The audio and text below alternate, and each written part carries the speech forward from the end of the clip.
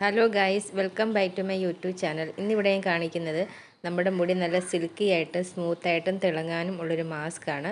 അപ്പം നമ്മളിവിടെ എടുത്തിരിക്കുന്നത് റൈസാണ്. നമ്മൾ വേവിച്ചെടുത്ത റൈസാണ്. 1 കപ്പ് വേണം. അപ്പം ഞാനിവിടെ പച്ചരിയാണ് വേവിച്ചെടുത്തിട്ടുള്ളത്. അത് നല്ലോണം വേവിച്ച് നല്ലോണം നമ്മുടെ മിക്സിയുടെ ജാറിലേക്ക് ഇട്ട് കൊടുക്കാം.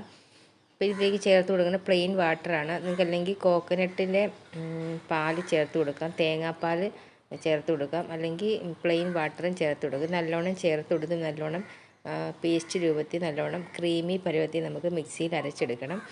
ഇതിലേക്ക് നമുക്ക് ചേർത്ത് കൊടുക്കേണ്ടത് അലോവേര ജെല്ലാണ്. ഒരു 1 ടീസ്പൂൺ അലോവേര ജെല്ലും കൂടെ ചേർത്ത് കൊടുത്ത് നല്ലോണം മിക്സാക്കി നല്ല ക്രീമി പരുവത്തിൽ നമ്മളിത് മിക്സാക്കി എടുക്കുക. അതിനുശേഷം നമ്മുടെ തലയിലേക്കും തലയോട്ടിലേക്കും അപ്ലൈ ചെയ്ത് കൊടുക്കുക.